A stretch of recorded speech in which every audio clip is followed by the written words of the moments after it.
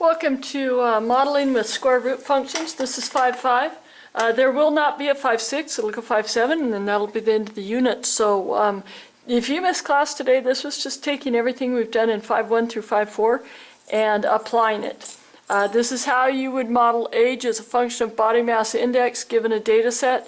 And what we're really doing is finding when inverses, especially for quadratic functions, is really making a difference and counting as far as using in the real world. Let me get my notes set up here real quick, and I'll take you through this one as quickly as I can. Again, I'm not going to fill in every blank. You're going to have to listen to this video and fill in when I stop. First off, make sure to read the axis of your tables. Age of boys compared to the body mass index. So these are the data points they give us. Just go ahead and come down here and plot them. So 2 and 16.6, you'd go over to 2, up to 16.6, and plot the point. 3, 16, 3 and 16, and so on and so forth.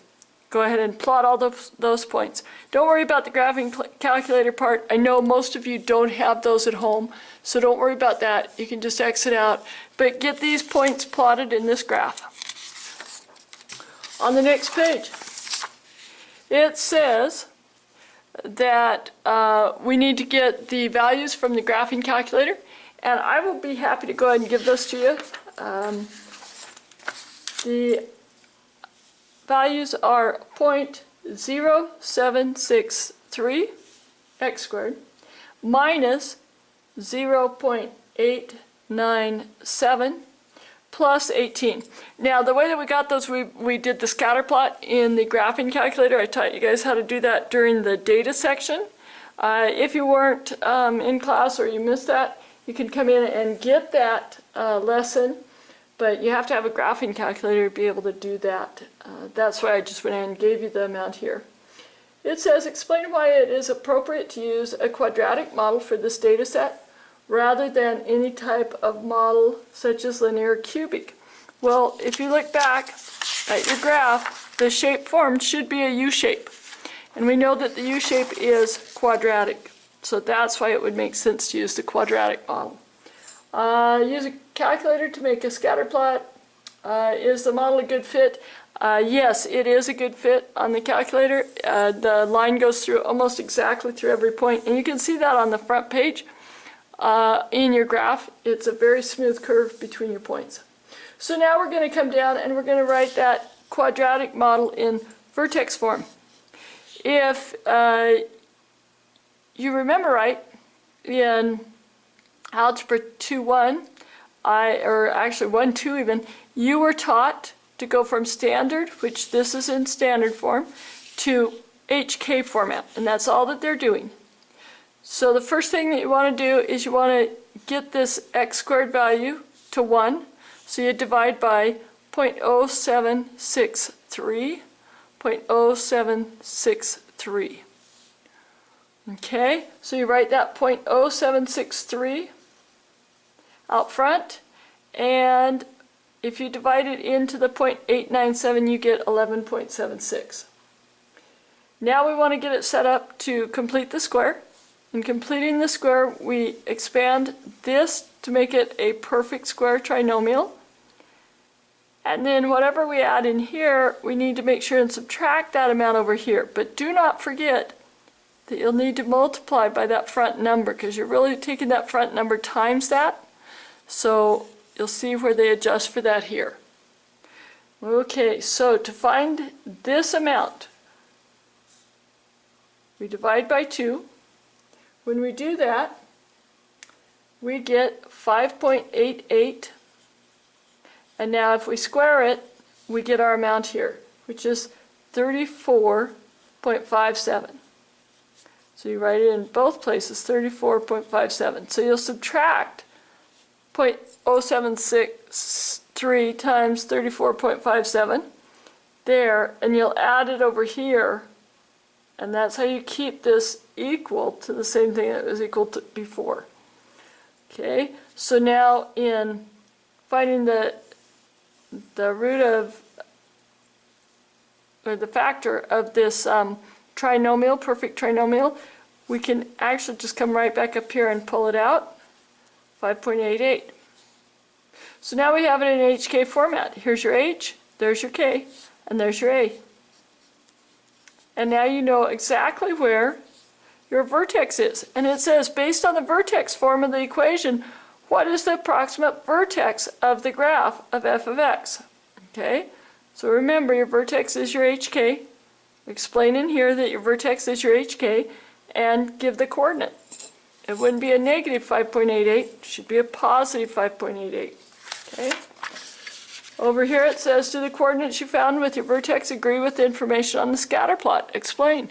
Go back to the very front page and look at your graph. See if 5.88, comma 15.4 works as the vertex for your graph. It should, and you should explain that it does.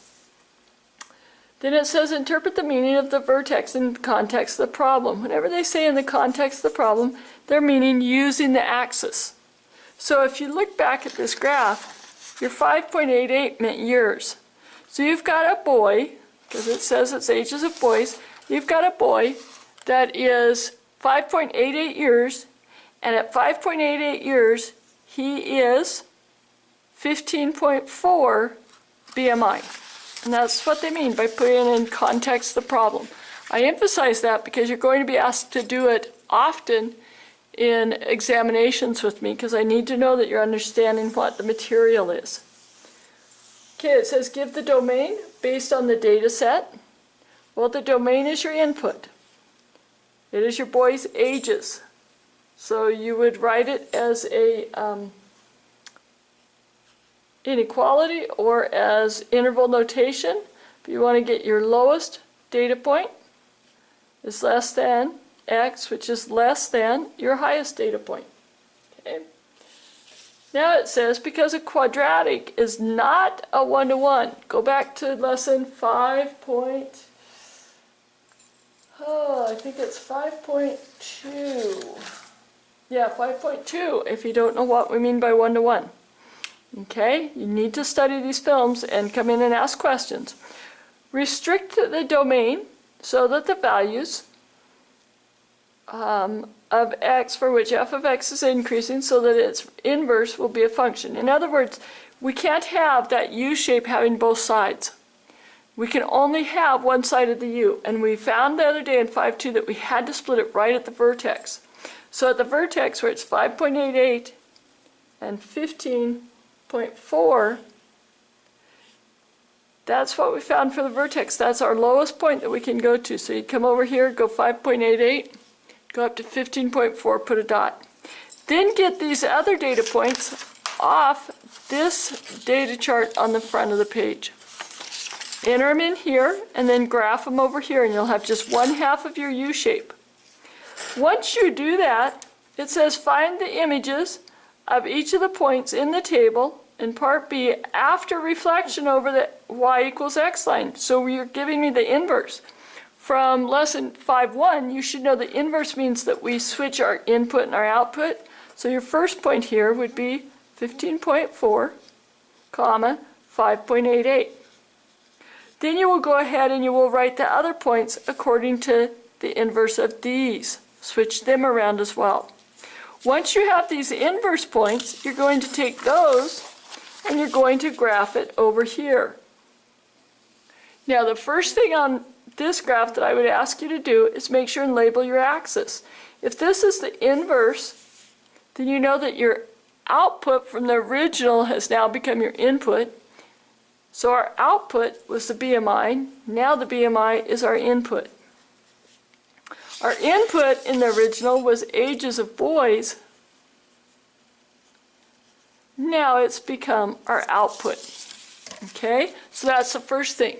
So now we go to 15.4 and we go up to 5.88 for that first point, right about there. Go ahead and transfer all the points it tells you from part C on that previous page. From right here, when you turn them around, you're going to take these points and you're going to plot them now on this graph. Okay. Now we want to find the rule for this inverse. So finding the rule for that inverse, we go back to our original rule, which ended up being 5.88 for the h and 15.4. All we're going to do is we're going to go from this to the other. Now, I tell students all the time, I like to swap my input-output right at the beginning. So rather than have the y and the x there, I just go ahead and make this the x and this the y. That way I remember what I'm doing, and now I want to get the y alone. So I have 5.88, 15.4. I'm going up my PIMDAs.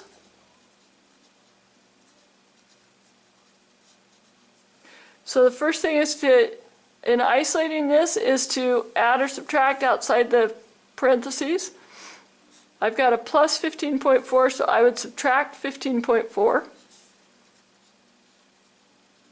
And again, this is x on my model, so it's minus 15.4. Y minus 5.88. Now I look outside my parentheses again. I've got a multiply here. I want to get rid of that. So I divide by 0.0763. Now over here, rather than write divided by 0.0763, they chose to put it in a fraction out front, 1 over 0.0763. That shouldn't be challenging to you because we've talked about how dividing by 2 is the same thing as multiplying by 1/2. So that's the only principle that they've kind of thrown in there. I like that they did it. Makes sense. There's x minus 15.4, y minus 5.88. Now we add, or not add, we take the square root of everything. So they take the square root of this, and by taking the square root of this, we get rid of the squared. That's the whole reason we did it. Switch that back to y, that to x. Okay, now we would add 5.8 to each side to get that y alone. Can't add it underneath the radical, so it has to come out after the radical. Again, that's y. This is x. Okay. Y, 15.4, 5.88. Oh, I'm sorry, that is x. I got to switch in there so much that I went ahead and switched it, and they had just switched. So that is x minus. So there is our equation. Make sure to put it back into the formal inverse form, showing how it's related to the original. 15.4 plus 5.88. Okay, so the inverse equation is, now the only reason that this might confuse you is they went ahead and they put that in a calculator and they got 3.62 when they took the square root of 1 divided by 0.0763. And so we have 3.62 minus x minus 15.4 plus 5.88. It says the quadratic function models the BMI as a function of age. What does the F1 model? Well, if the original was the boy's median BMI as a function of age, then this one would be, think about it, this was your output, this was your input, so now our output is age, so it would be the boy's median age as a function of their BMI. Okay? Next page. Why does it make sense to make the least x value in the domain be 5.88 when finding the inverse function? Remember, in order to have an inverse function, you have to have a one-to-one correspondence. So 5.88 is your vertex. It's the minimum value. So it makes sense to go clear to that minimum value to have the inverse. If you go beyond that, then you don't have one-to-one function. And if you don't go to the 5.88, then you don't have the full half of the function.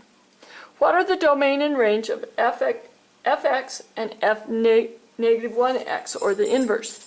The domain of the original, the f of x, look back at your graph here. It would be on this graph.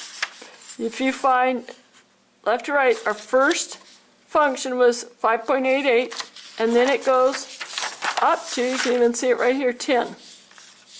5.88 to 10. So you can show that a couple different ways. I did it in my notes as an inequality, x is greater than or equal to 5.88. Okay. You could put the upper end restriction. Doesn't matter to me. I have something real important that I want to show you with these. The y is greater than or equal to 15.4 because that was also your vertex point. Here's what I want you to focus on. We've talked about it a little bit, but I want to make sure that you get it in case you haven't been in class. The inverse function, remember, for inverses, your input-output swap, so your inverse function, your range is going to be x, x, I'm sorry. Wow. Inverse function, I want to do domain. Your domain is going to be x is greater than 15.4 and y is greater than or equal to 5.88. See, your input-output switches between those two. Okay, use a graphing calculator. And how can you use these graphs to check that you found the inverse? Well, what you do is you make sure across that XY line, as we showed in a previous lesson, it's a reflection. My battery may die, and if it does, then you're on your own. You can do this. Use the inverse function to make predictions. So if you go back to your previous graph on the last page, and you look at the BMI of 15.9, they're wanting you to predict the age. So you come back here, go to 15.9, come up to your graph line and figure out about how old that child is. Then they have you go to 20.4. Well, 20.4 goes clear off the graph. You have to extend everything. And then you have to make an estimate. And of course, on number 3, they ask, hey, which of those estimates was harder to make? You should have an opinion after you do it. Over what interval, if any, does the inverse function increase? Increasing means that right to left it's going up like this. So your inverse function, it increases the entire time. So does your original function, because your ages are going up and your BMI is going up. So think about how the correlation is between those two. And that should help you make sense of that. On the back side, you're going to take these models and you are going to restrict the domain to the other side. Instead of being the positives, now we'll go from 5.88 back up to the 2 to the negative side of the quadratic, or the decreased side of it. So you restrict it between 2 and 5.88, and here you'd start with, get it off the front page, 16.5, and then you come clear down to where it's 5.88, 15.4. Go ahead and graph it. Make sure you label this BMI and the ages. Then they're going to have you invert that. They want to know what your range is restricted to here. You can look it back up off the table. Then they want you to list your domain and your range of that function. And they want you to show the inverse function. You can do that by flip-flopping your input-output and plot them down here. Next they ask, what would happen if